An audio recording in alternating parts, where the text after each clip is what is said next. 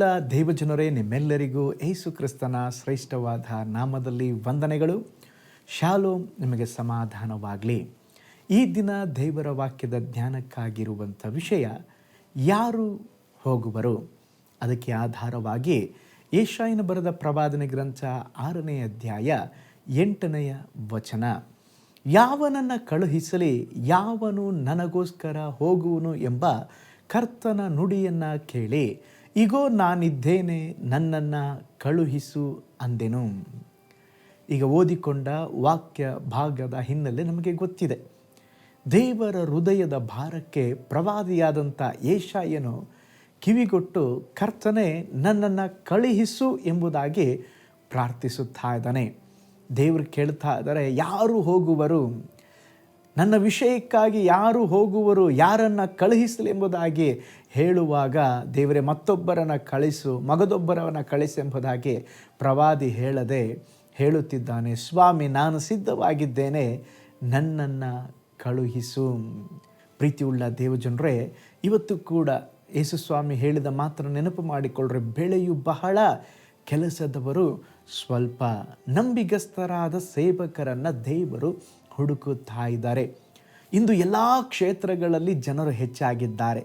ಕೆಲವರು ಡಿಗ್ರಿ ಮುಗಿಸಿದರೂ ಸರಿಯಾದ ಕೆಲಸ ಸಿಗುತ್ತಾ ಇಲ್ಲ. ಆದರೆ ದೇವರ ರಾಜ್ಯಕ್ಕಾಗಿ ಕೆಲಸ ಮಾಡುವ ಸೇವಕರು ಬೇಕಾಗಿದ್ದಾರೆ. ಡಾಕ್ಟರ್ಗಳೇ ಹೆಚ್ಚಾಗಿದ್ದಾರೆ, ಇಂಜಿನಿಯರ್ಗಳೇ ಹೆಚ್ಚಾಗಿದ್ದಾರೆ. ಸ್ತೋತ್ರ, ಎಲ್ಲ ಕ್ಷೇತ್ರಗಳಲ್ಲಿ ಅನೇಕ ಜನರಿದ್ದಾರೆ. ಆದರೆ ಒಂದು ಕ್ಷೇತ್ರದಲ್ಲಿ ಬಹಳ ಕೊರತೆ ಇದೆ. ಯಾವ ವಿಷಯದಲ್ಲಿ ಅಂತ ಹೇಳಿದ್ರೆ, ದೇವರ ಸೇವೆಯ ವಿಷಯದಲ್ಲಿ. ಈ ಆಧುನಿಕ ಕಾಲದಲ್ಲಿ ಕೂಡ ಅನೇಕರು, ಹಳೆಯ ಕಾಲದಲ್ಲಾದರೂ ನನ್ನ ಮಗನನ್ನು ಸೇವೆಗಾಗಿ ಕಳಿಸ್ತೇನೆ, ಸೇವೆಗಾಗಿ ಪ್ರತಿಷ್ಠಿಸಿ ಕೊಟ್ಟಿದ್ದೇನೆಂಬುದಾಗಿ ಹೇಳಿದ್ದನ್ನು ನಾವು ಕೇಳ್ಬೋದು. ಈಗ ಇಲ್ಲ ಪಾಸ್ಟರ್, ನನ್ನ ಮಗ ಚೆನ್ನಾಗಿ ಅವನು ಓದಬೇಕು, ಚೆನ್ನಾಗಿ ಕೆಲಸ ಮಾಡಬೇಕು, ಸೇವೆ ಬೇಡ ಪಾಸ್ಟರ್ ಎಂಬುದಾಗಿ ಹೇಳುವಂಥ ಅನೇಕ ಪೋಷಕರಿದ್ದಾರೆ. ಆದರೆ ದೇವರ ಹೃದಯದ ಬಯಕೆ ಪ್ರತಿಯೊಬ್ಬರೂ ದೇವರ ಸೇವೆಯನ್ನು ಮಾಡಬೇಕು. ಒಂದು ಹಳ್ಳಿಯಲ್ಲಿ ಸುಂದರವಾದಂಥ ಒಂದು ಕುಟುಂಬ ಕ್ರಿಸ್ತನಿಗಾಗಿ ಜೀವಿಸುತ್ತಾ ಇತ್ತು. ಆ ಕುಟುಂಬದಲ್ಲಿ 3 ಹೆಣ್ಣು ಮಕ್ಕಳು ಮತ್ತು ತಾಯಿ ಇದ್ದರು. ಆ ತಾಯಿಗೆ ತನ್ನ 3 ಹೆಣ್ಣು ಮಕ್ಕಳು ಯೇಸು ಸ್ವಾಮಿಯ ಸೇವೆಯನ್ನು ಮಾಡಬೇಕು, ಸೇವೆಗಾಗಿ ಅವರನ್ನು ಪ್ರತಿಷ್ಠಿಸಿ ಕೊಡುತ್ತೇನೆಂಬುದಾಗಿ ಆಸೆ, ಬಯಕೆ ಇತ್ತು. ಅದರಂತೆಯೇ ಆ ಪ್ರಿಯ ತಾಯಿ ತನ್ನ ಮೊದಲ ಮಗಳನ್ನು ಸ್ತೋತ್ರ ಆದಿವಾಸಿಗಳು ವಾಸಿಸುವಂಥ ಒಂದು ಸ್ಥಳಕ್ಕೆ ಸೇವೆಗಾಗಿ ಕಳುಹಿಸಿದರು. ಆ ಮಗಳು ಆ ಸ್ಥಳಕ್ಕೆ ಹೋದ ಕೆಲವೇ ತಿಂಗಳಲ್ಲಿ ವಿಷ ಜ್ವರದಿಂದ ಬಾಧಿಸಲ್ಪಟ್ಟು ವೈದ್ಯಕೀಯ ಸೌಲಭ್ಯ ಇಲ್ಲದ ಆ ಪ್ರದೇಶದಲ್ಲಿ ಆ ಮಗಳು ತೀರಿ ಹೋದಳು. ಆ ತಾಯಿಗೆ ಬಹಳ ದುಃಖ ಆಯಿತು. ಅಯ್ಯೋ, ನನ್ನ ಮಗಳು ಸೇವೆಗಾಗಿ ಕಳಿಸಿದೆ, ನನ್ನ ಮಗಳು ತೀರಿ ಹೋದಲ್ಲ ಎಂಬುದಾಗಿ ಬಹಳ ದುಃಖ ಇದ್ದರೂ ಕೂಡ ನಂತರ ಇದ್ದಂಥ 2 ಹೆಣ್ಣು ಮಕ್ಕಳನ್ನು ಸಹ ಅದೇ ಪ್ರದೇಶಕ್ಕೆ ಹೋಗ್ರಿ, ನೀವು ಸಹ ಕರ್ತನ ಸೇವೆಯನ್ನು ಮಾಡ್ರಿ ಎಂಬುದಾಗಿ ಕಳುಹಿಸುವುದಕ್ಕೆ ಅವಳು ಸಿದ್ಧವಾಗಿದ್ದಳು. ತನ್ನ ಸಂಬಂಧಿಕರು ಮತ್ತು ಸ್ನೇಹಿತರಿಗೆ ಹೇಳಿದಳು, ನನ್ನ 2 ಮಕ್ಕಳನ್ನು ನಾನು ಸೇವೆಗಾಗಿ ಮತ್ತೆ ಕಳುಹಿಸಲಿಕ್ಕೆ ಸಿದ್ಧವಾಗಿದ್ದೇನೆ.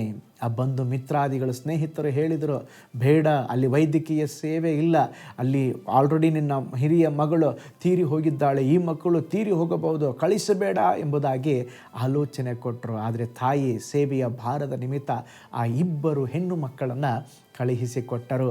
ಅವರು ಹಲವು ವರ್ಷಗಳ ಕಾಲ ಆ ಸ್ಥಳದಲ್ಲಿ ಉತ್ತಮ ಸೇವೆಯನ್ನು ಮಾಡಿದರು.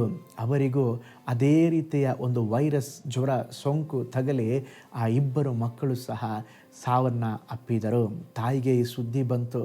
ತಾಯಿ ಬಹಳ ಮನ ಮುರಿದು, ಅಯ್ಯೋ, ನನ್ನ 3 ಮಕ್ಕಳನ್ನು ಸೇವೆಗಾಗಿ ಕಳುಹಿಸಿದೆ, 3 ಮಕ್ಕಳು ಸಹ ತೀರಿ ಹೋಗಿಬಿಟ್ರಲ್ಲ ಎಂಬುದಾಗಿ ಅಳುತ್ತಾ ವೇದನೆಯಿಂದ ರೋಧಿಸುತ್ತಾ ಇರುವಾಗ ಬಂದು ಮಿತ್ರಾದಿಗಳು, ಫ್ರೆಂಡ್ಸ್ಗಳು ಬಂದು, ಈಗ ಅಳುವುದರಿಂದ ಏನು ಪ್ರಯೋಜನ, ನಿಮ್ಮ ಮಕ್ಕಳನ್ನು ಸೇವೆಗೆ ಕಳಿಸಬೇಡ ಎಂಬುದಾಗಿ ನಾವು ಹೇಳಲಿಲ್ಲವ, ಆ ಸ್ಥಳಕ್ಕೆ ಕಳಿಸಬೇಡ ಎಂಬುದಾಗಿ ಹೇಳಲಿಲ್ವ, ಈಗ ಯಾಕೆ ಅಳುತ್ತಿದ್ದೀರಿ ಎಂಬುದಾಗಿ ಕೇಳಿದಾಗ ಆ ತಾಯಿ ಹೇಳಿದಳು, ನನ್ನ ಮಕ್ಕಳು ತೀರಿ ಹೋಗಿದ್ದಕ್ಕೆ ನಾನು ಅಳುತ್ತಾ ಇಲ್ಲ, ಇನ್ನೊಂದು ಮಗಳಿಲ್ವಲ್ಲ ಸೇವೆಗಾಗಿ ಕಳುಹಿಸಲು ಎಂಬುದಾಗಿ ನಾನು ಅಳುತ್ತಿದ್ದೇನೆ.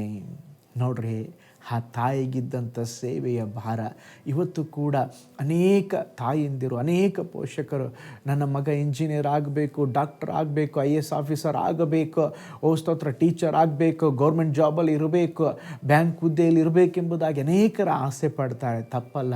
ಆದರೆ ನಿಮ್ಮ ಮಕ್ಕಳನ್ನು ಸೇವಕನಾಗಬೇಕು, ಸೇವಿಕೆಯಾಗಬೇಕೆಂಬುದಾಗಿ ಒಂದು ದಿವಸವಾದರೂ ಪ್ರಾರ್ಥಿಸಿ ದೇವರ ಹೃದಯದ ಭಾರಕ್ಕೆ ಒಪ್ಪಿಸಿಕೊಟ್ಟಿದ್ದೀರಾ ಎಂದು ವಿಶ್ವ ಕಾರ್ಯಕ್ಕಾಗಿ ಅಧ್ಯಯನ ಮಾಡಿದ ಅನೇಕ ಪದವೀಧರರಿದ್ದಾರೆ. ಆದರೆ ದೇವರ ಕೆಲಸ ಮಾಡಲು ಒಬ್ಬರೂ ಇಲ್ಲ.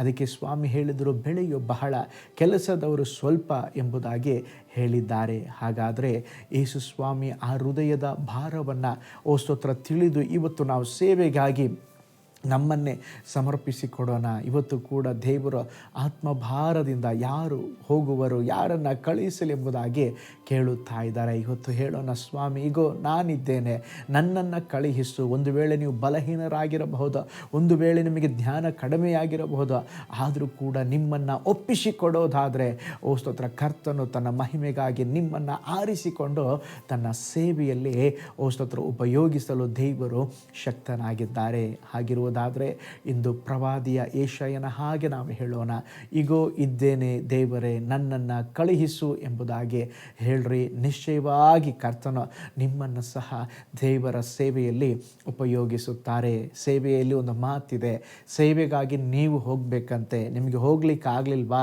ಬೇರೆ ಸೇವಕರನ್ನು ಕಳುಹಿಸಬೇಕಂತೆ. ಅಂದರೆ ನೀವು ಹೋಗ್ರಿ ಅಥವಾ ಇನ್ನೊಬ್ಬರನ್ನು ಕಳುಹಿಸ್ರಿ. ಆಲ್ರೆಡಿ ಸೇವೆ ಮಾಡುವಂಥ ಸೇವಕರಿಗೆ ನಿಮ್ಮ ಆರ್ಥಿಕವಾದ ಸಹಾಯವನ್ನು ಮಾಡಿ, ಸಪೋರ್ಟ್ ಮಾಡಿ, ಪ್ರಾರ್ಥನೆಯ ಒಂದು ಸಪೋರ್ಟ್ ಮಾಡಿ ಅವರನ್ನ ಸೇವೆಗಾಗಿ ಕಳಿಸಿ ಕರ್ತನ ಸೇವೆಯನ್ನು ಮಾಡೋದಾದರೆ ನಿಶ್ಚಯವಾಗಿ ದೇವರು ನಿಮ್ಮ ಜೀವಿತದಲ್ಲಿ ಆ ಕಾರ್ಯಗಳನ್ನು ಕಂಡು ನಿಮ್ಮ ಜೀವಿತದ ಮೂಲಕವಾಗಿ ಸ್ತೋತ್ರ ದೇವರ ನಾಮ ಮಹಿಮೆ ಉಂಟಾಗುವಂಥದ್ದಾಗಿದೆ. ಪ್ರೀತಿಯುಳ್ಳ ದೇವ ಜನರೇ, ಹಾಗಾದರೆ ಇವತ್ತು ಹೇಳೋಣ, ಸ್ವಾಮಿ ನನ್ನನ್ನು ಕಳುಹಿಸು, ನನ್ನ ಮಕ್ಕಳನ್ನು ನಿಮ್ಮ ಸೇವೆಗಾಗಿ ಡೆಡಿಕೇಶನ್ ಮಾಡ್ತೇನೆ ದೇವರೇ, ನನ್ನ ಮಕ್ಕಳನ್ನು ಸೇವೆಗಾಗಿ ಒಪ್ಪಿಸಿಕೊಡ್ತೇನೆ ಎಂಬುದಾಗಿ ಒಪ್ಪಿಸಿಕೊಟ್ಟು ಪ್ರಾರ್ಥನೆ ಮಾಡೋಣ. ಕಣ್ಗಳನ್ನು ಮುಚ್ಚೋಣ, ಪ್ರಾರ್ಥನೆ ಮಾಡಿಕೊಳ್ಳೋಣ. ಪರಲೋಕದಲ್ಲಿ ವಾಸ ಮಾಡುವ ನಮ್ಮ ತಂದೆಯಾದ ದೇವರೇ, ನೀನು ಒಳ್ಳೆಯ ದೇವರು ಸ್ವಾಮಿ. ಈ ದಿನಗಳಲ್ಲಿ ಅಪ್ಪ ನಿಮ್ಮ ಸೇವೆಗಾಗಿ ಅನೇಕ ಮಕ್ಕಳನ್ನು ನೀವು ಹುಡುಕುತ್ತಾ ಇದ್ದೀರಾ.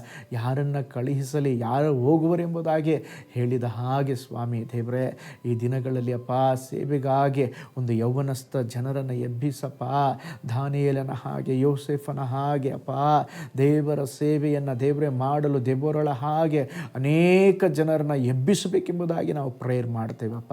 ಈ ಆತ್ಮ ಭಾರ ದೇವರೇ, ಸೇವಕರನ್ನು ದೇವರೇ ಸ್ತೋತ್ರಪ್ಪ ಕಳುಹಿಸುವಂಥ, ನನ್ನ ಮನೆಯಲ್ಲಿ ಯಾರಾದರೂ ಸೇವಕರು ಇರಬೇಕೆಂಬಂಥ ಆ ಒಂದು ಆತ್ಮ ಭಾರ ಪ್ರತಿಯೊಬ್ಬರ ಹೃದಯವನ್ನು ಮುಟ್ಟಲಿ ಎಂಬುದಾಗಿ ನಾನು ಪ್ರೇಯರ್ ಮಾಡ್ತೀನಪ್ಪ. ನೀವು ಹಾಗೆ ಮಾಡುವುದಕ್ಕಾಗಿ ಸ್ತೋತ್ರ. ಈ ದಿನ ಕೂಡ ಅದ್ಭುತವಾಗಿ ನಡೆಸ್ರಿ. ನಿಮ್ಮ ದೈವಿಕವಾದ ಹಸ್ತ ನಮ್ಮ ಜೊತೆಯಲ್ಲಿರಲಿ. ಆಳ್ವಿಕೆ ಮಾಡಿರಿ ಯೇಸುವಿನ ಹೆಸರಿನಲ್ಲಿ ತಂದೆಯೇ, ಆಮೇನ್, ಆಮೇನ್.